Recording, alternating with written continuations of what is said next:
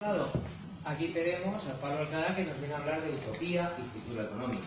Entonces, yo creo que no puedo hacer más que soltar la bomba de juntar ambas ponencias y dar el micrófono y que sea lo que Dios quiera. Sí, ya está. Bueno, si no hace falta eso, ¿no? Si nos escucha todo. ¿Queréis que también me sume yo? Me quedo Sí, siéntate. Siéntate aquí, venga. Que Bueno, a mí me ha dicho que quite los papeles. Sí, O sea, que quítalo. esto ya va a dejar de ser una Entonces, yo cosa. se lo digo porque como le dirigí la tesis además, Exactamente. pues se tiene que obedecer. No sé los chicos jóvenes si habéis hecho alguna tesis todavía, imagino que no. Pero el que manda el director de tesis es lo que va a misa. Así Aunque que haya pasado Pablo, 10 años. Pablo es fruto de calles, además como Pablo también estuvo en el tribunal de su tesis, pues igual, ¿no? También se calla y ya está. Así que hablo yo, os digo buenas tardes y me marcho, ¿no? Si no tengo nada que decir. Hemos venido para esto. No, pero es verdad que han venido varios amigos míos, algunos se han tenido que marchar y no era porque fuera solamente a escucharme a mí. Lo que pasa es que si yo les traigo, pues en fin, por eso andábamos con estas prisas. Pero que da igual, hace 2 años también estuve aquí sentado, no sé si hablábamos de ética, o yo iba a hablar de Keynes, y lo que pasa es que hicimos Paco y yo un diálogo, no sé si estaréis aquí algunos, imagino que sí. Hicimos un diálogo y hablamos un poco de todo. Y como Pablo, pues eso, le dirigí también una tesis sobre ética, ¿no? Sí. Pues podemos empezar a hablar pues un poco de lo que queramos. Pero yo creo que incluso nos podéis hacer alguna pregunta a vosotros de qué es lo que os preocupa de la economía. No sé si queréis empezar así. ¿Empezamos así? Esto era Jesús, di algo. Básicamente, A mí lo que me preocupa de la Sí, economía, acabamos de tirar los Acabo de papeles. tirar todo y lo entonces único que me preocupa de la economía es que estemos aquí, que todos los que estamos aquí somos unos privilegiados. Comemos estupendamente, vestimos estupendamente, invertimos estupendamente y el mundo está ahí fuera. Es lo único que me preocupa de la economía. Bueno, él, vamos, no le conocéis, se llama Jesús y está en la Fundación Socialdemócrata con Antonio Carmona, ¿no? Entonces, bueno, pues lo que dices también esto es interesante. Lo que pasa es que somos unos privilegiados, pero el problema yo creo que no está tanto ahí. Y lo hablábamos mientras comíamos hace un rato. Y me lo preguntó Antonio Carmona en una... Bueno, imagino que todos sabéis quién es este señor, ¿no? Estuvo a punto de ser alcalde de Madrid. Y bueno, y como no ganó Carmona, tenemos a Carmena, que solo también va a votar. Y creo que le apoyó a todo esto, el PSOE a Carmena, ¿no?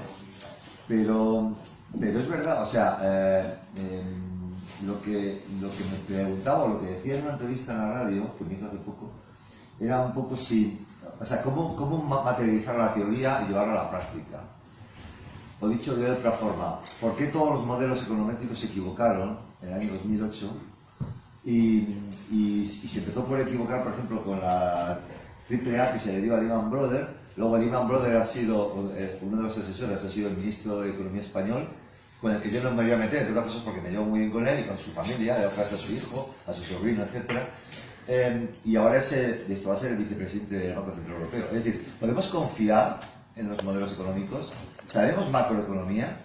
Antonio Carmona, y ya que Jesús tú has intervenido, pues me lo dijo en la radio. Realmente sabemos economía, o sea, sabemos macroeconomía y además sabemos microeconomía, porque es muy fácil, está muy bien lo que nos han contado aquí. Yo también doy clases de estas, ¿no? Decimos que los países ricos están mejorando o los países pobres están mejorando, no hay tanta pobreza como antes, pero el problema es, hacemos una economía simplemente monetarista, es decir, liberal, conservadora, o también hacemos una economía keynesiana que se basa en la ética, que se basa en los valores. O los valores ya nos dan lo mismo y lo importante es crecer para que el PIB sea más alto, porque claro, el PIB puede ser muy alto enseguida si queremos, no deja de ser más que un modelo econométrico, ¿no? Y ahí tenemos a un genio de la econometría. ¿Dónde está, Antonio? Antonio Franco. Allá al lado también. Allí. Franco sigue vivo. Está oculto, pero está allí. Bueno, pues aunque yo iba a hablar un poquito de estética también, luego a lo mejor si someto alguna cuña. Bueno, y también veo que está una alumna nuestra estupenda, Ruth, allí atrás, ¿no? Del CEU. Cállate un poco ya, pesado, ¿no? Solamente que habla, de verdad. Pero sí que te callas, ese hombre. para decir, y ya me callo, que voy a hablar un poquito de estética, pero ya que tengo 2 personas que han hecho 2 tesis donde mezclan la ética, pues que les podemos escuchar a ellos dos, es decir, ¿dónde se acaba el PIB? Y dónde deberíamos empezar a hablar también de valores. Mi conferencia no la voy a dar, igual que tú no vas a dar la tuya, pero sí quiero dar la idea central que iba a dar. Una reflexión, yo decía al principio de la charla, decía que la gente empieza con citas y tal, y yo quería empezar con un debate y una conclusión que sacamos en un debate en clase. Porque al final el profesor se enriquece de sus alumnos. también de sus maestros, pero también de sus alumnos. La conclusión que llegamos sobre justicia y economía es que no puede haber justicia sin economía ni economía sin justicia. ¿Por qué? Vamos a ver, si tú eres justo pero no tienes un principio económico, ese es un sistema insostenible. Pero si eres económico y no tienes justicia, la sociedad no tiene futuro. Entonces, no podemos desvincular, y el debate no es economía, justicia, llamarlo ética, llamarlo equidad. La justicia hay 8 definiciones distintas. Karl Marx decía que la justicia era que cada cual pudiera desarrollar sus capacidades. Y claro que el sistema colectivista se basa en un sistema que pueda desarrollar las capacidades. Entonces, al final, ¿de qué estamos hablando? De ética, de estética, de justicia, de economía. Nada es sostenible sin los demás pilares.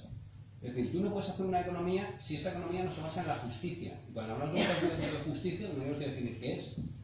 El punto medio que decía Aristóteles, en la versión platónica, la versión kantiana, la versión marxista. Al final, realmente es todo, es estética, es ética, es justicia. ¿Crees que hay justicia en este momento en el mundo globalizado? Yo creo que puede haber justicia. Lo que pasa es que no se está aplicando. A ver, si no hubiera justicia, el mundo sería aún peor. Lo que pasa es que, ¿qué entendemos por justicia? Igualdad para todos, no la hay, eso está claro. Pero, desde luego, en el primer mundo, decir que no hay igualdad es un insulto para los países del tercer mundo.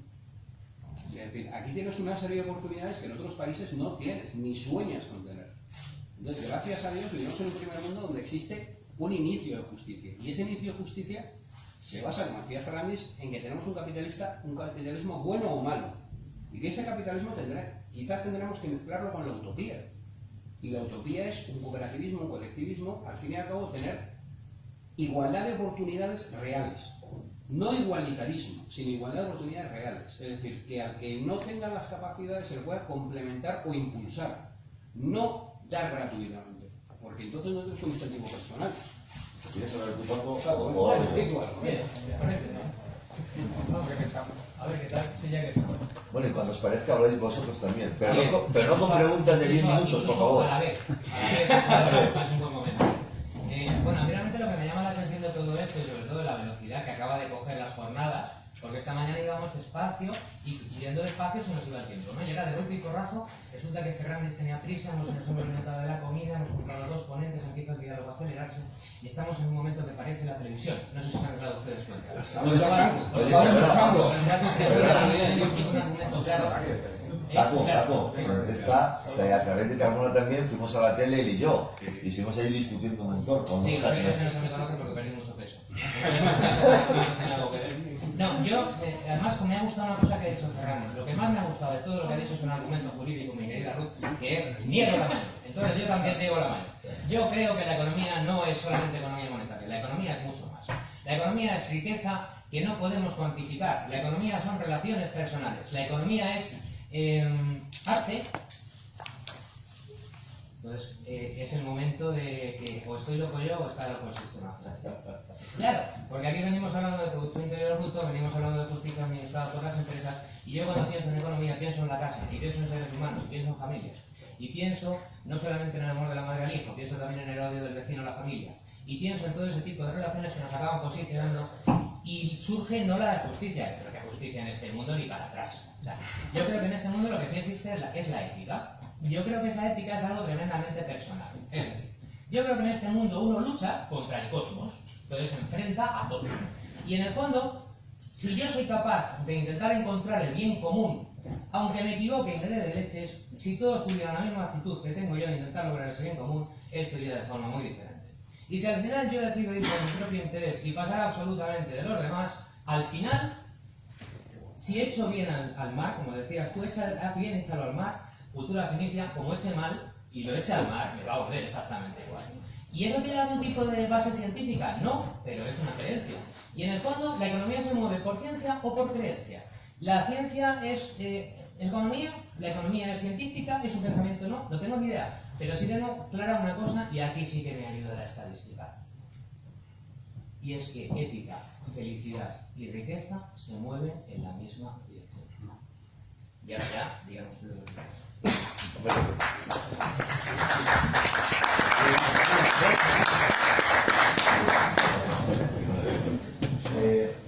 Lo que pasa es que, bueno, a ver, aunque yo no iba a hablar exactamente tampoco de esto, y tampoco es que haya pensado lo que iba a decir exactamente, porque ya sabes que a los dos les he dado clase, entonces improviso mucho. No, a mí no. En la tertulia, sí. No, en la tertulia íbamos los dos a compartir nuestro arte. Bueno, en fin, vale. Cuidado, no nos apuntemos a esto que no nos corresponde. Oye, este director de la jornada es que... Es un rebelde, es un rebelde. Pero la razón es la corbata, que es de catedrático color negro. No, qué padre.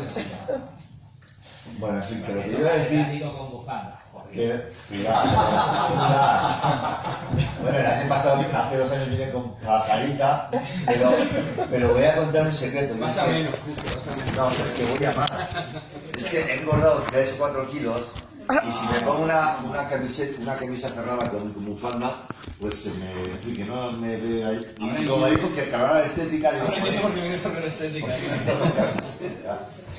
No, pero lo que yo intentaba decir, o bueno, una cosa que iba a decir en algún momento, pero al hilo de lo que estáis contando, es que yo creo que el problema del sistema capitalista, que lo tiene, bueno, a ver, la gran ventaja del sistema capitalista es que los demás no funcionan. Y bueno, ya le podemos dar 20 vueltas a lo que queramos decir, corporativismo, mejor no sé qué, ¿no? O sea, el ser humano, como dice Hobbes, pues busca, bueno, y como dice Adam Smith, digamos, come, cae las migajas y en el fondo hasta cierto punto es verdad, ¿no? Y entonces Churchill es el menos malo de los sistemas, al final. Es el menos malo.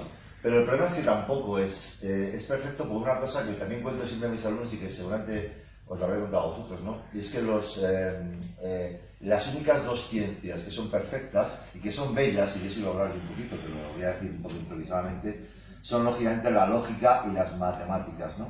Entonces, los economistas, aproximadamente en la tercera, bueno, en 1880 aproximadamente, intentaron crear lo que se llama el marginalismo, ¿no? Menger, Gibbon o Barras, bueno, 3 autores en 3 idiomas distintos, crean, digamos, el modelo neoclásico.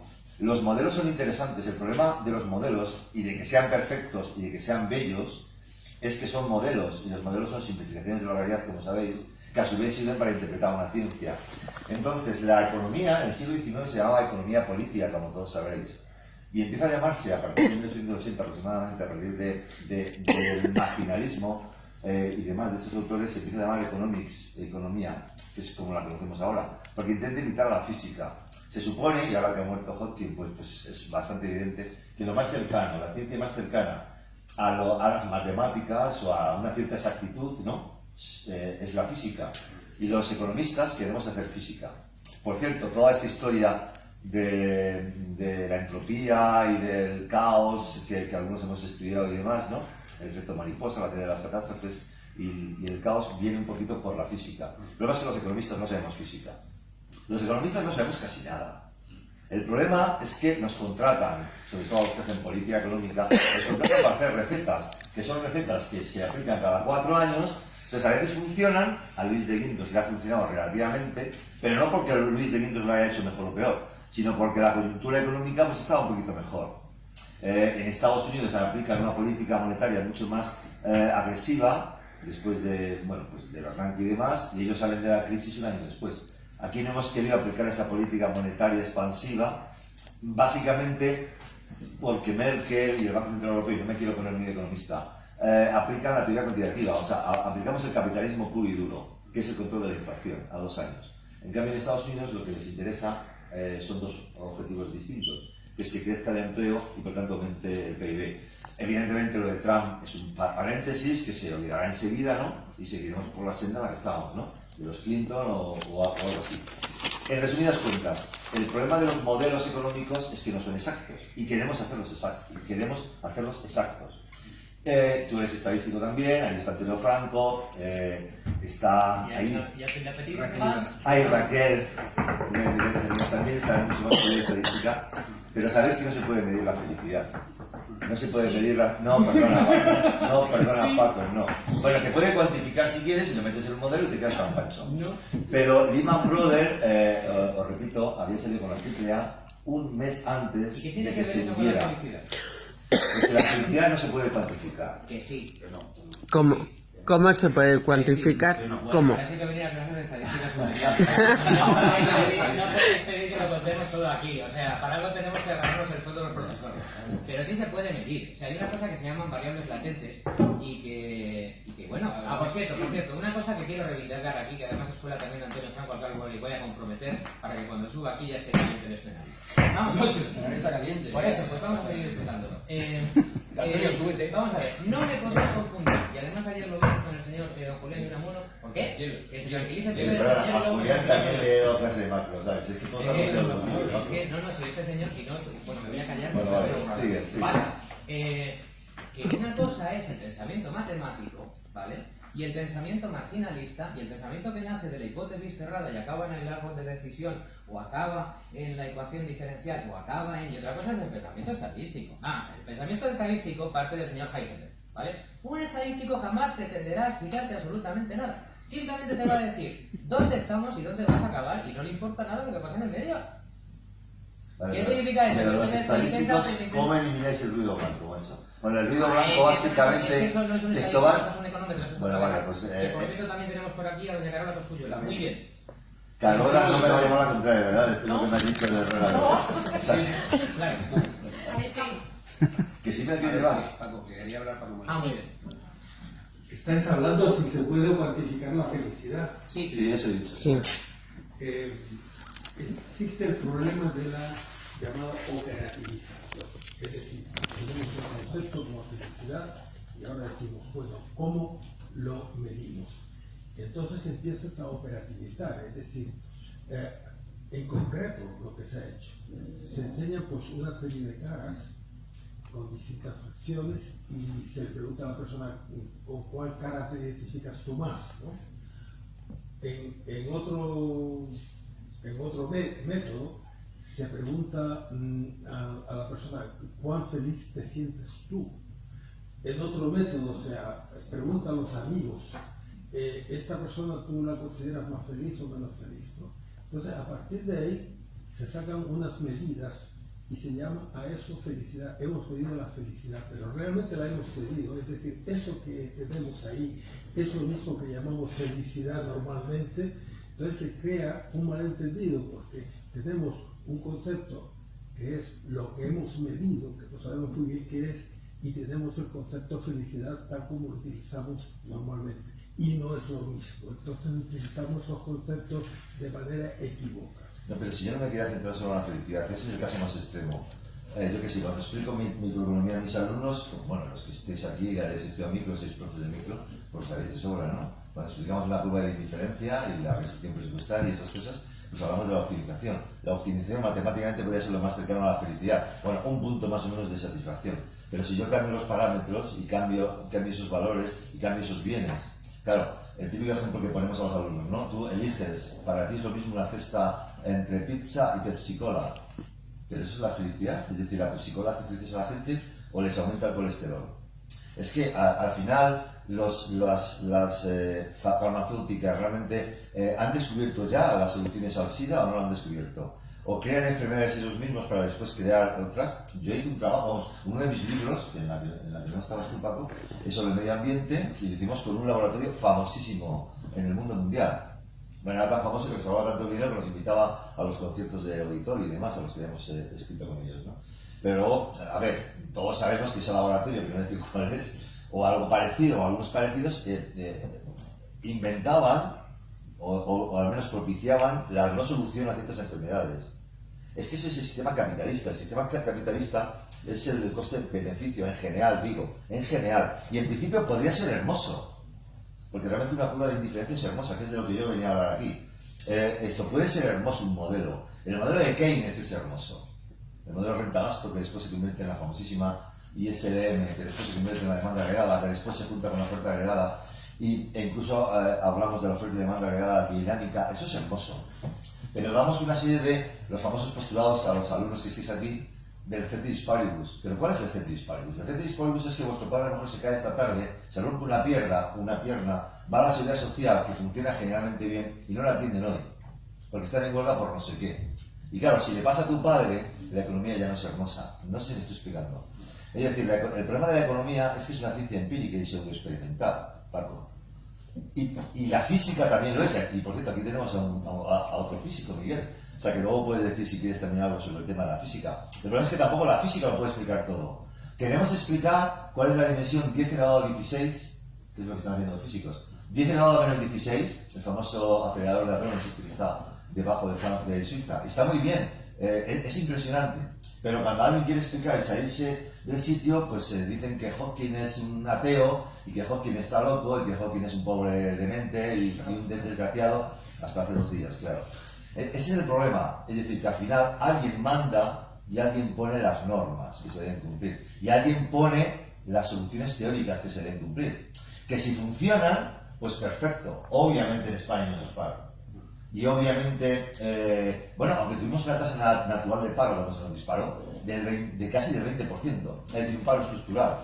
¿Cómo convencíamos a los chicos jóvenes que dejasen la EGB para que se fueran en los años 90, para que se fueran a trabajar a las empresas inmobiliarias? Es que claro, eso no se dice, porque como funciona la macro, que es de lo que yo doy clase también, pues está muy bien. Pero luego ese señor que es un parado estructural, o sea, un parado a largo plazo, que tiene 42 años y que ya no encuentra trabajo porque no se le formó en su día, porque dejó la EGB. ¿Para qué dejó la EGB? Para ganar 2.000 euros empujando una carretilla. Como me han contado a mí cuando trabajaba en el Banco Bilbao y hacíamos informes de economía, ¿no? Es decir, que todo está muy bien, salvo que te quedes fuera del sistema. Y fuera del sistema hace frío. ¿Sabéis quién ha pasado la crisis económica? El que estaba en paro. Los que estábamos trabajando o ganábamos dinero y esas cosas, no estábamos en paro. Los pensionistas no estábamos en paro, aunque haya que hacer una huelga absolutamente legal este sábado, por otros motivos que no vienen a cuento. Pero en cualquier caso, es el que se queda fuera, el que pasa frío. No sé si estoy de acuerdo. Pues no. Pues venga, pues llévame la tuya. Yo totalmente. Espera, Pablo me quiere apoyar. Nadie critica el sistema cuando el sistema está funcionando. Claro. La gente lo critica cuando deja de funcionar. Y cuando es hermoso el sistema, Claro, que lo es. Claro. Es decir, decía un catedrático alemán, Jürgen Monge, que era buena la alternancia política porque la derecha sabe ganar dinero y la izquierda sabe gastarlo. Y redistribuirlo. Bueno, gastarlo. Él decía gastarlo. Entonces, al final, cuando hay dinero, todo el mundo es feliz. Es decir, la economía es una mierda, sí, pero cuando hay dinero, todo el mundo es feliz. Pero si la economía no es mierda Y ni nada, cuando es una te sales, ciencia, claro, Pablo. pero cuando te sales del sistema, descubres que aquel invento que había era estupendo, porque es que fuera hace mucho frío, y tú lo has dicho. Entonces, al final dices, ¿hasta dónde tiene que llegar el sistema? ¿Qué sistema tiene que ser? ¿Cómo es de bonito el sistema? Pues de bonito es el sistema desde dentro precioso, desde fuera espantoso. Es decir, eso es lo que decíamos, lo que decía antes José Ramón Fernández de los países del tercer mundo. ¿Quieren entrar en la globalización? Si no les gusta la globalización. Pero es que fuera se está peor. Pablo, estamos mejor que hace 20 años. Claro. Es obvio. Pero estamos a costa de qué. Claro, es la reflexión sobre si esto es justo o no. Déjame que encuentre una anécdota. El otro día se me ocurrió decir en clase simplemente que el problema, uno de los problemas que tenemos en la sociedad actual, o por lo menos la gente de mi generación, es que los padres no están con los hijos. Y conozco bastantes casos, no sé si los chicos jóvenes que están aquí han estado mucho tiempo con sus padres con ellos. Algunos de mis alumnos no. Y me salió un alumno, y los que yo doy en ICADE, pues es gente pues, que tiene bastante poder adquisitivo y no sé qué, me dijo, justo me han abierto los ojos. Mi madre es una gran empresaria y casi no lo he visto cuando yo era un niño.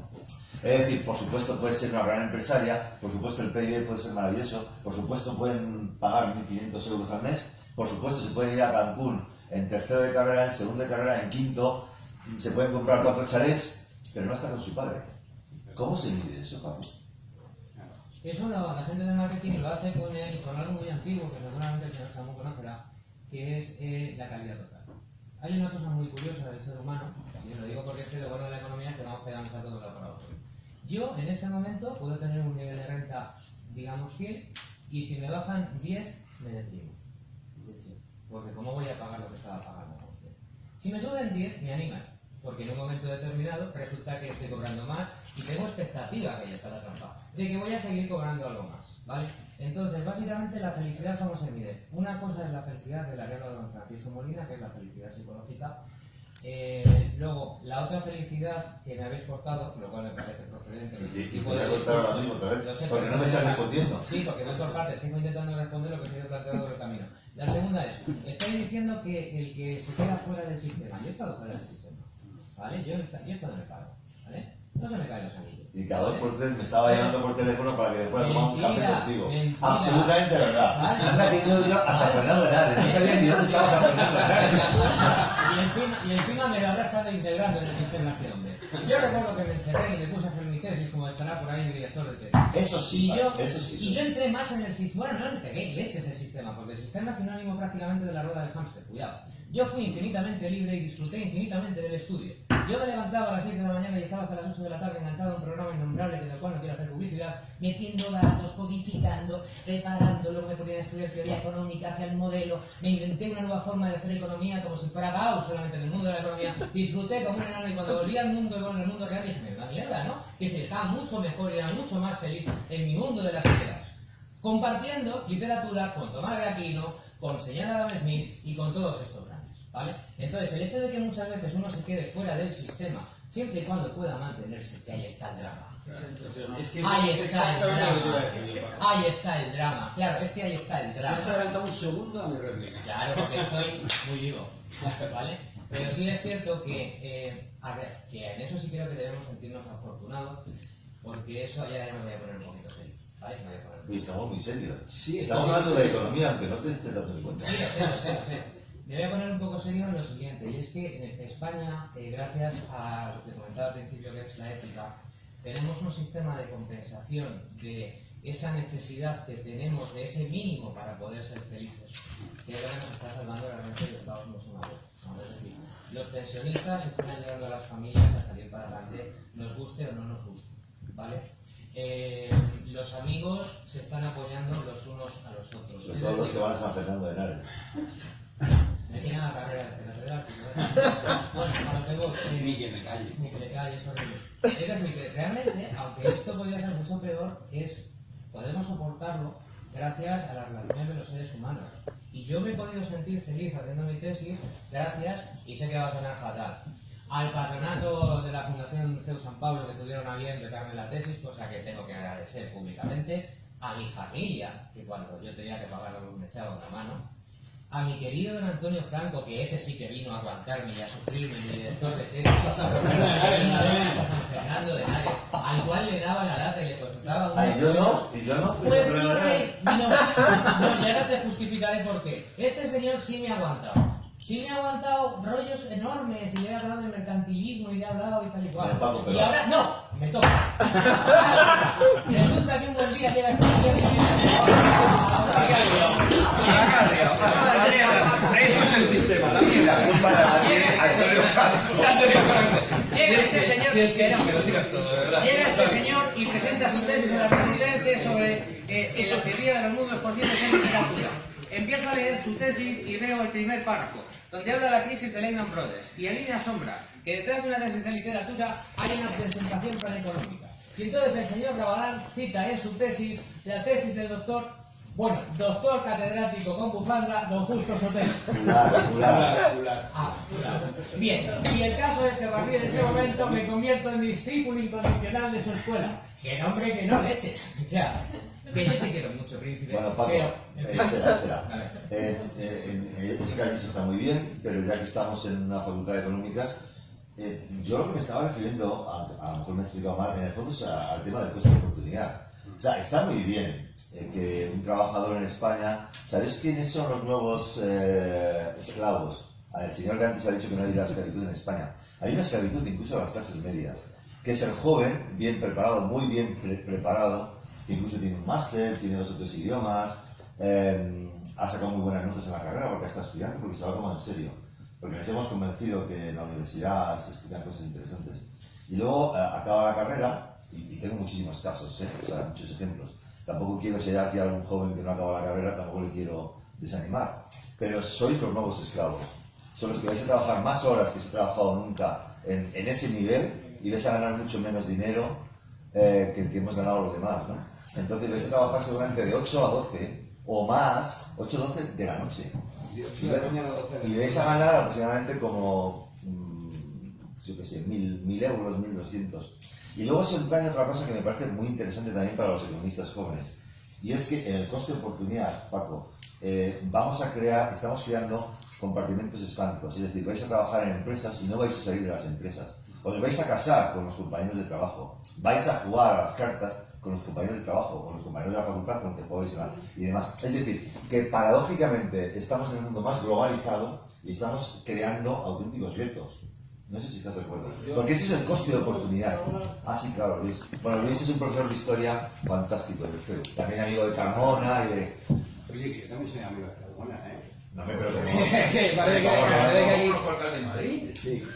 No lo sé. Bueno, Luis ha sido compañero de Carmona 25 años. Hombre, el ser amigo no quiere decir ser votante. Son dos cosas distintas. Empezamos con los matices. A ver, Luis, perdona, calla, Pablo. Soy amigo de los tres. Y nosotros. ¿Pero quién te ha invitado a comer? Yo. En la universidad Amigo recogemos. con la universidad. Pero te he invitado yo. Te he invitado yo a venir, quiero decir. Ah, bueno, pero yo he pagado la primera.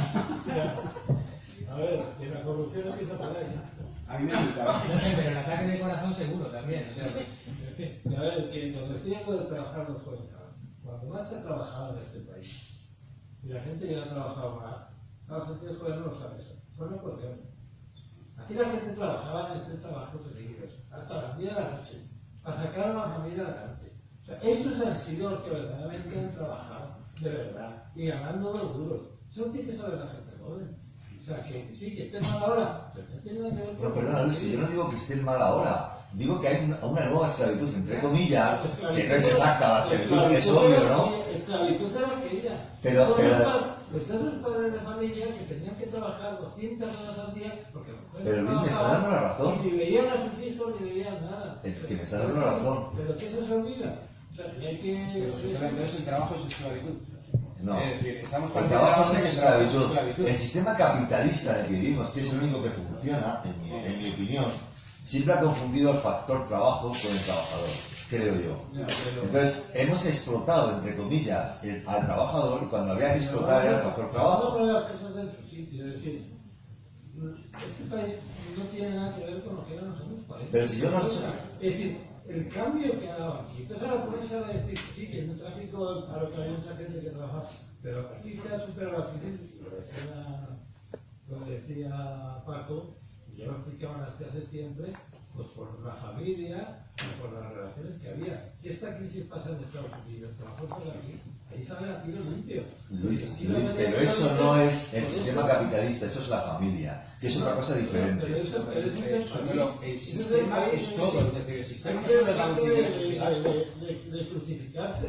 O sea, este es un país que tiene un mérito tremendo. Pero Luis, Una si nadie gente está diciendo que no, hombre. Y que han vivido, y sobre todo la gente de la posguerra fue tremenda. Yo viví la posguerra de niño. Es que era un país pobre, que no podéis ni imaginar lo que era. O sea, lo que era eso. Y lo que es ahora, si es que no tiene nada que ver. O sea, eso sí que era sacrificio, eso sí que era pasarlo mal. La gente después de una guerra. Luis, perdona solamente una puntualización. Como sabéis, porque lo he contado muchas veces, es que una de mis novelas se basa, porque también escribo novelas, una de mis novelas se basa en la gente que pierde la guerra civil española y luego yo lo traslado a la guerra de Irak actual. Mi padre es de los que sale por la frontera con Machado, por la frontera de Portbou, por Gerona, y no acabó en Collur, que es donde muere Machado, y un poquito antes su madre, y estuvo en un campo de concentración. Luis, creo que hay un error, y te lo digo con todo respeto, porque tú sabes más que yo de historia, que es que cada cual vive su época, Luis. Es decir, está bien que mi padre fuese sacrificado y que saliera de allí, pero yo puedo tener mis problemas también. Sí, claro. No, pero lo que te quiero decir con esto es que Pero que se lo reconozca, es que eso... sí se reconoce, pero que al final es lo mismo. Es decir, uno tiene que buscar su propia vida. Y que lo que intento decir es que dentro del sistema capitalista, que insisto, es el único que funciona, hay una serie de limitaciones que no podemos obviar. Y la primera es querer ser la física, es decir, querer ser una ciencia exacta, querer ser hermosa, que es lo que yo venía a contar hoy aquí. Y esa belleza se nos cae, porque la belleza está formada por seres humanos. Y como decía Longinos, es una pena que se haya ido Patricio, que es un filósofo, decía Longinos también, lo sublime y lo feo también puede ser hermoso. Pero no quiero filosofar demasiado. De hecho, Luis, vamos a ver, el sistema, yo cuando hablo del sistema no hablo solo, empieza a decir, de ingresos, gastos. Avir Chamun nos ha hecho una conferencia donde nos habla de empresas, de trascender, de determinadas cosas que van más allá del campo puramente económico. O sea, el sistema son muchas más cosas que el balance de ingresos y gastos. El sistema es el sistema social, el sistema de protecciones que tienes. Muchas cosas se integran en el sistema, no solo eso. De hecho, lo que se ha dicho al inicio de la crisis es que esta crisis, más que una crisis económica, era una crisis de valores.